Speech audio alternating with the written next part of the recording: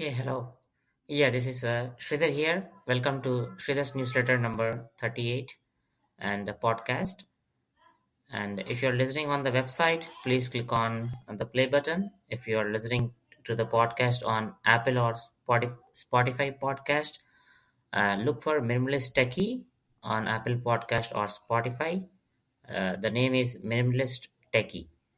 Uh, and if you're interested in the podcast series or the newsletters which I write, please click on the subscribe now so that you can get the email directly through my subscription on your website. Huh? So this weekly newsletter is mostly about the article, books, videos, etc. I read or watch or my point of views on a different topics which revolves around my head during the week. So this week, just doing an audio version of it, and not really got time to write uh, an article. So just doing an audio recording. So we'll do only two topics. One is uh, especially talk about the retail giants versus suppliers impact to the end consumer. Second thing, we'll talk about I would say let's talk about the new year. Many people will start their new year with some type of going to the gym, improve their go dry for January month, or else to achieve something, add a new goals for next 1 year or add a new goals for next 5 years. Start their journey towards their goal, right? So it would be a different thing for every different one. I just interested this week. I was going through a book, and one topic which came to my mind is in order to do any New Year resolution, one should be very resilient. So, at beginning of the new year, if you haven't thought about what you want to do, and if you're really not sure how much resilient, if you're really not sure about your goal, whether you can achieve it or not, there will be few things which might be stopping you to improve upon yourself. So I would say, yeah, I will not get into details. We can discuss that when the second topic will begin.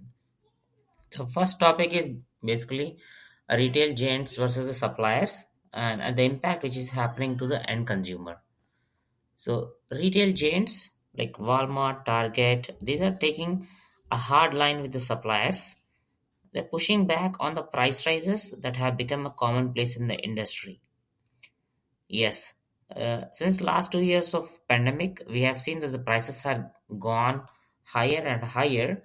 So the industries or the suppliers or even like a car automobile industry, who they have been used to high margins because of the shorter supply during the last 2 years, right? Even now the supply is being little bit of higher.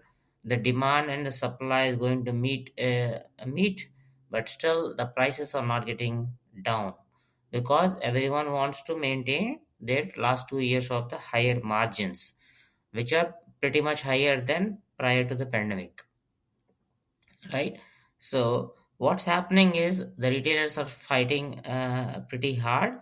In some cases where retailers are pushing, they're at least fighting or leading into a discussion with their supplier group in order to get the prices down so that it won't impact end consumer. Or in some other cases, if nothing is happening, then the supplier is taking his own margin, retailer is keeping his own margin, stuff is being moved to a end consumer. And as we get into 2023 will be in a phase where many of us don't know what would be a how the next year is going to be look like. Not because we everyone knows between the war situation currently we are in place, current economical standard, current job market, especially people working in tech, the tech industry going through so many number of high layoffs. Many people at a higher position are actually challenging the current economy, saying that 2023 is going to be in a bigger recession. Many bigger industrialists are actually pointing to keep a money runway for at least for next 9 quarters, which means almost like near to 2 years. more than 2 years of money runway they are asking, which means the recession is going to be in a 18 months down the line. So definitely money finances is going to be an biggest topic of 2023. So in this how the current situation is in the market, especially the bigger in retail industries are actually pushing their suppliers. They're trying to fight or even attempt to pass the price hikes onto the retailers. Suppliers are trying to push price hikes onto the retailers, where other big retail tech companies like Walmart or Target, they have very seriously issued a proper notifications to their suppliers threatening not to stock their products over a price hikes. So many bigger chains like Target, Amazon, Walmart, everyone is trying to come to a common ground with the suppliers and asking for discounts. As it's a tight labor market, high inflation is going on, a inventory glut is weighing on suppliers and the retailers. So that is a really a weird scenario right now when a buyer has so much power cloud. See, seller's wallet, share of the retailer. Here, I'm not talking about the end consumer as a buyer. I'm just talking about the supplier and the retailer. The seller's market, the purchase is almost in a low single digit to the very best mid double digit. So, especially in the cases like a small retail stores, Walmart or Target, who actually tries to attract a smaller economy side of the people. For them it's very important that when their price is actually moving from the single digit value to an even to a mid or near to a double digit, that's going to impact their overall sales. So it's very important that how this situation people will able to come out of it, how a retailer is going to push a supplier, or will the supplier is going to step down and go back to their pre-pandemic margins rather than sticking to the last 2 years of the higher margins they have seen, given that the market is having so many constraints right now. Or what will happen is basically any such type of issues currently lent between retailer and the supplier, if they are not going to get resolved, the issue is going to quickly get escalate to the end consumers. And when I say end consumers, especially in US, end consumers are 70% of US economy. Especially consumer goods, currently what normally we see, these are the fastest power back to the customers come, because the prices will automatically be pushed to the end consumers. And especially in countries like US, where their entire 70% of their consumers are actually runs the entire US economy, which means that supply and demand has to meet and consumers price range has to meet, or else it's going to be a pretty tough 2023. So we don't know how it's going to be there. Will someone would take a hit, or someone would come to a common ground, or will someone would come within a different approach, like sell few products in excess supply, or provide some good standard service, all right, or come with a better standard or a commodity selling model. Everyone needs that right now, or else instead of having a win-win situation across all the layers, it would be going to a mess for the best customer. So it's very important that the bigger retail companies are currently coming to a good agreement with the suppliers, so that they can have their same reputation with, so that they can maintain their end consumers as their permanent consumers. See, retail is always a tough business, but it's especially tough in an economical downturn, right? Like take an example of Walmart, Target, Amazon. See, all these are actually working to push more often a downward margin pressure back onto their suppliers.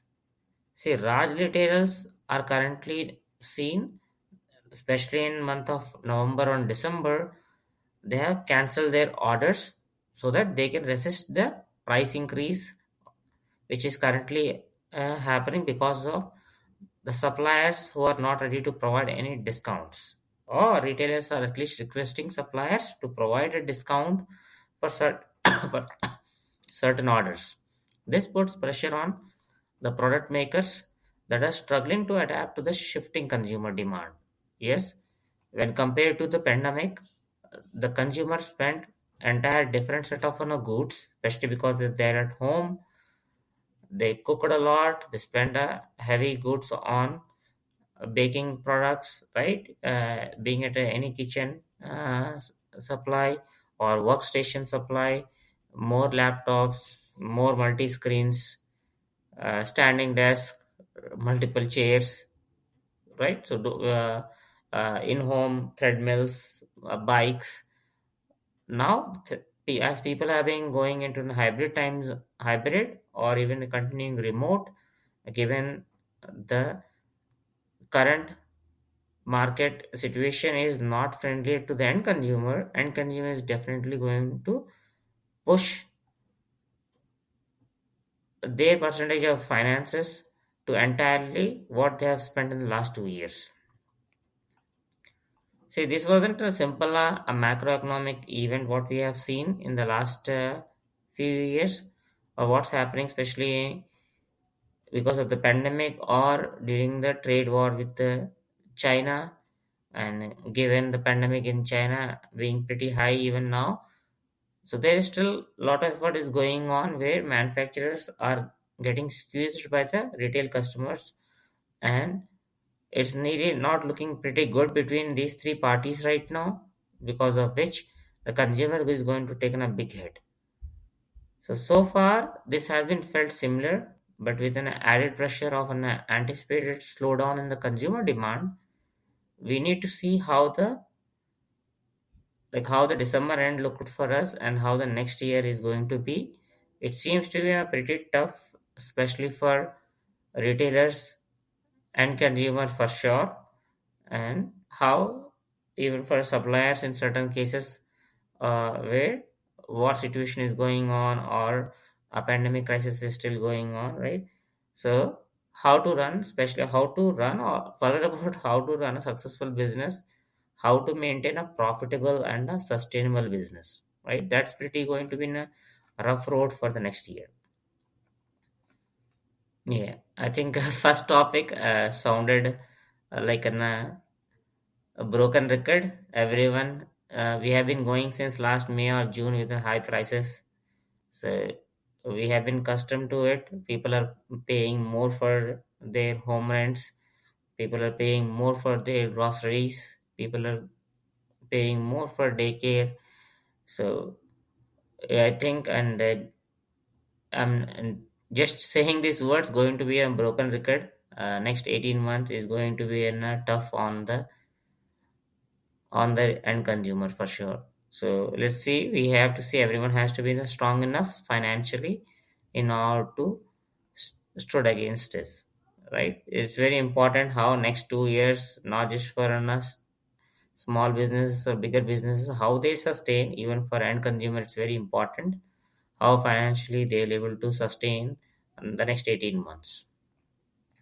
So that's enough on the market topic. We can move to a new year topic. Yes, a new year topic because everyone will start with their own resolutions. So this is going to be resolution month. Everyone will have certain types of goals to achieve. So we'll not get into that. But one of the major point which actually I was going through one of the book, the difference, and one common point which came to me was especially when someone is deciding to set a goal for themselves, whether it's a short term goal or a long term goal, whatever it is, resilience is very important, right? So it's very important, especially if you are really going to start your new year. I hope it's not going to be in a case of people joining gym. Especially, I see this every year. Like, especially when I go to my apartment gym. January is the busiest month. February beginning as well, it's the busiest month, and suddenly you will see the gym is again empty again. Right. So it's very important that you should have a high resilience towards your goal. So how to increase our resilience towards certain goal which we want to achieve, right? So there are few strategies, if you want to, which we are going to help you in order to, so that you can be a much more resilient. So ask yourself one basic question, especially for your goal: do I have to change, or does someone else have to change for me to succeed at this? Here is the deal. See, the resilient people identify and then focus on the things they have control over, rather than try to change things over which they don't. Other people, for example, so if getting your significant other to wake up early in the morning on weekends is a challenge, and then he or she has always valued that catch up sleep, you're fighting a losing battle. Perhaps you can find something you did like to do solo in those hours instead. It's a method that works brilliantly when other people are your foil, because essentially it means we are taking responsibility for our own lives rather than blaming someone else for them. But it's not limited to other people. What if the thing out of your control is like a stock market? See, you cannot control or predict, right, a stock market, whether it's going to go up or going to go down on a particular day, week, month, or in a year. But you can control how you decide to put in stocks rather than bonds. Seriously, how you can take the asset allocation and the diversification, whether you decide to look at your portfolio on daily or a weekly or even a quarterly basis, how you respond to it when you do it. Market is something which especially you cannot control, right? Because you cannot control, one best thing to do is turn off that CNBC, turn off following your finance news, stop reading about company portfolios, start reading about their next upcoming quarterly results and all that. Just turn it off so that you can primarily focus on your end goal, right? The reason why you invested in your, you're just taking the example of stock market, just that we know that's one of the topic which normally even eyebrows allowed. So that is the reason I was just taking that example. So it can be anything else. You can take an example, especially the thing which you cannot control. Don't try to get into a deep sinkhole in that area. So try to pick something else. Shift your focus, especially where you can have control on it. So it's pretty very important that ask yourself a question: why exactly you are doing this for? It might be your next goal might be exercising daily, right? So why are you doing for? Right? You're doing it for yourself. You're doing it for your health. So try to raise a question to yourself: why are you doing this goal for you? And when you're doing, so do something about that plan. If you have scheduled a goal, say it might be a not be going to suit for you, or in the longer run, that goal you feel is not going to be suitable for you. See, it is okay. Even it's the goal which you have scheduled might have looked for you right now, but it might not have looked for you down the line after a couple of few days, right? So acknowledge that there is an issue there. Acknowledge that the things at the work or relationship or with your money or anything else, right? What are the few things which currently actually disturbing you? Just take an action around it. So just like say exercising frees up your mind to explore on other options, take an action when you're stuck, even if you're wrong headed, even if it's an inefficient action, if that can actually get you moving in some direction, you'll find the right direction later on. So especially if you are trying to do something, just go ahead and keep doing it a day after day. Initial few days, there might be hiccups. Initial few days, you might be questioning your own goal. Then go back and again ask your very first question, why exactly you're doing this, right? So that it's very important that you're taking small actions towards your goal. Third one is sometimes it's good to take a break as well.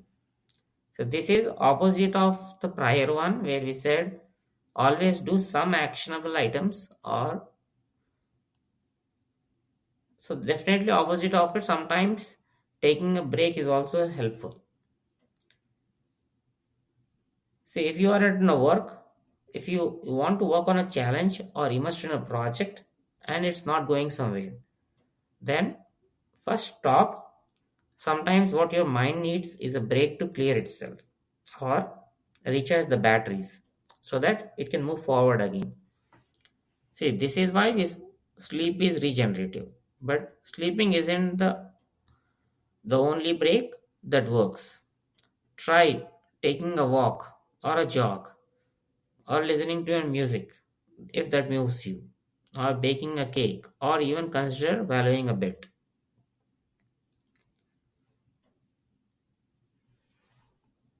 Always try to take a break so that you can re-energize yourself and then come back to your goal. Especially when you're taking certain goals, try to find a cheerleader if it's possible.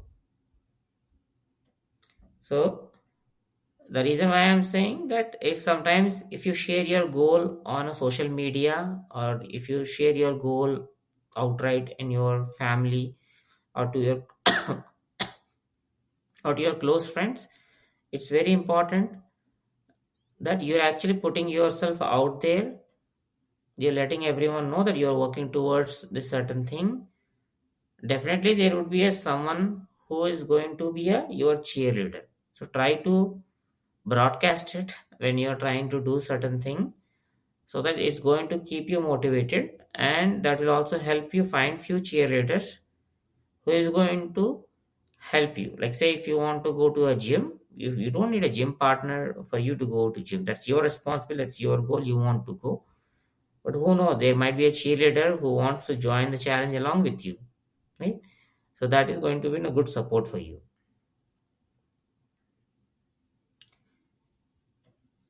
Emphasize on the positiveness.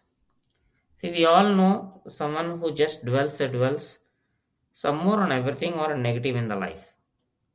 We have probably all been there at some point or at some other time, where we have been keep on thinking about dwelling into whether shall I do it or shall I not do it. See, being part of, like, see, part of being resilient is being optimistic.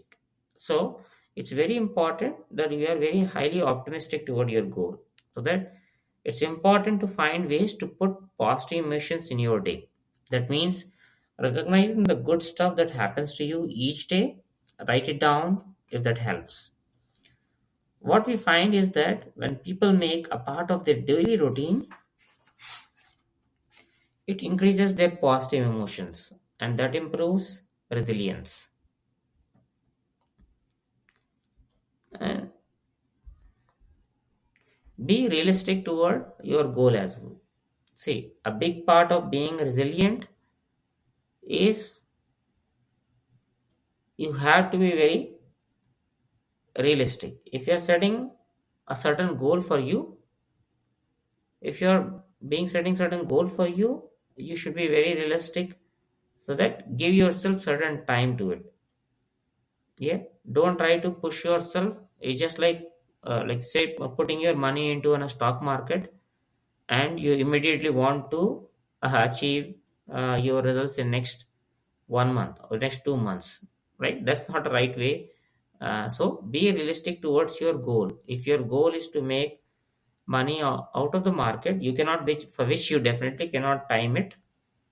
So be realistic so that you give your goal a certain period of time so that you can ignore all the stock market ups and downs in the market. Keep a deep breath. Say if at all your goal is for a very long term, 5 months, or sorry, 5 years, then ignore all the bullshit which is happening in every day-to-day drama or every year end or every recession next 18 months topic as well. If you're very long term, then ignore all the drama. You are actually in here for a longer term. So same. So just be in, that is just an example so that you have to be realistic toward your goal. Right? If you're trying to learn certain language, you want to excel in it, right? Say take example of coding. I never seen someone taking 2 weeks classes and then become an expert in it. You have to keep on coding for at least 2 years, 3 years, 4 years as well. Maybe near to the fifth year, I can say one can become an expert in a certain coding language, right? So you can definitely know many things in your first year, second year as well. You'll know many things, but I'm talking about the excellence where you know in and out of it, right? Where you are expert in that area. In order to be that, at least you have to give realistically 5 good years for certain coding language so that you're becoming an expert in that area. So be very realistic towards your goal as well.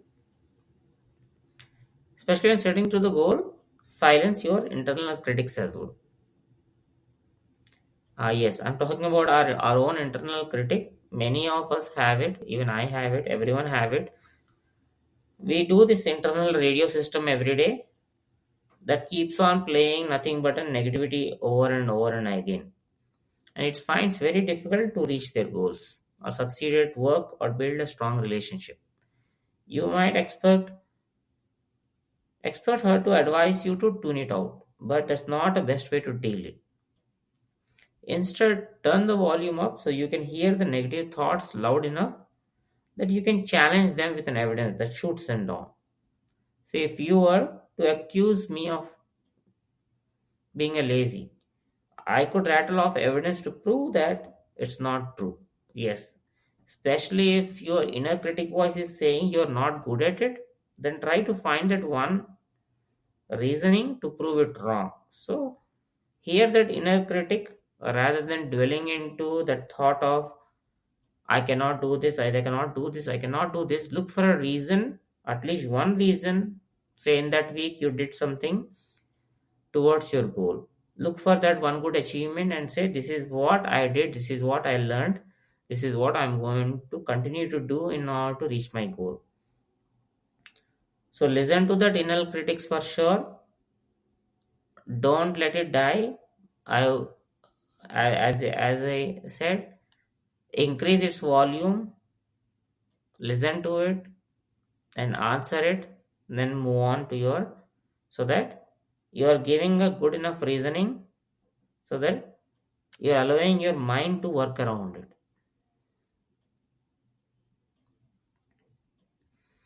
Especially in the journey of your goal, acknowledge your mistakes and then move on.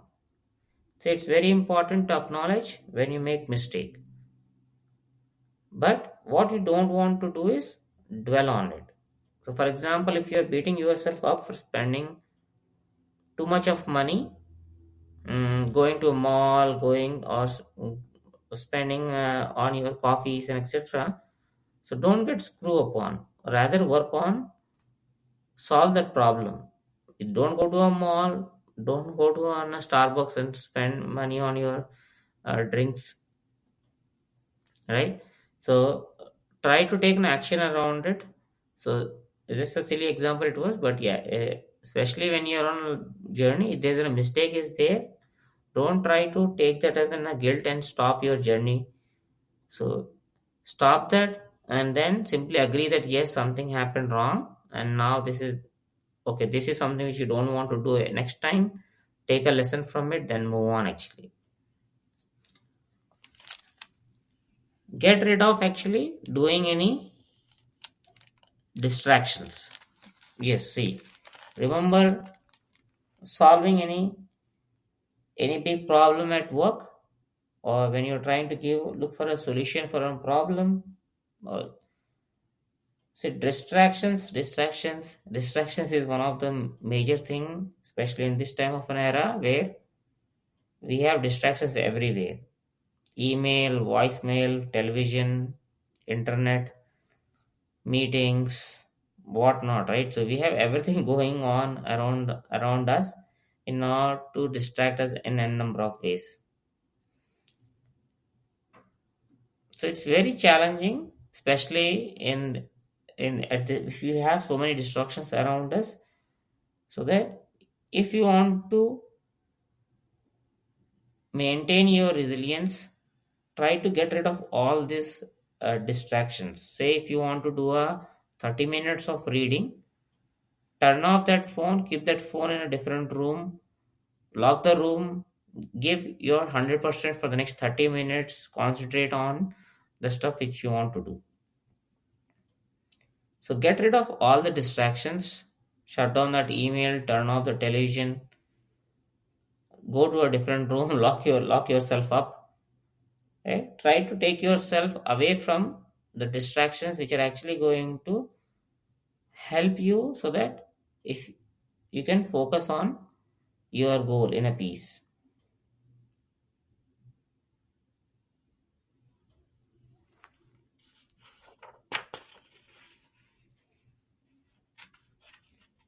See, these are just purely few examples which we talked about, which is going to definitely help if at all you are going to start a, a new year resolution. So resilience is very important. That's the very first thing. It's definitely I have been learning reading this book. So I'll again say it again. So few coping strategies for you to try in order to maintain your resolution, in order to achieve your goal. Ask yourself that one question: why I'm doing this, right? Why I'm doing this goal? Do something, take an actionable things in order to perform your task every day. Do something about it. Sometimes taking a break is good, so that you can keep your mind at peace and move on to your goal journey again. Find a cheerleader if possible. It's going to help you a lot in order to keep you up with your journey. Emphasize the positiveness around you. Be realistic toward your goal. Silence those internal critics. Acknowledge your mistakes and move on. Get rid of your distractions and look inside yourself for your own worth, for your own values, why you're doing this, in order to help you be resilient and stay on your goal journey.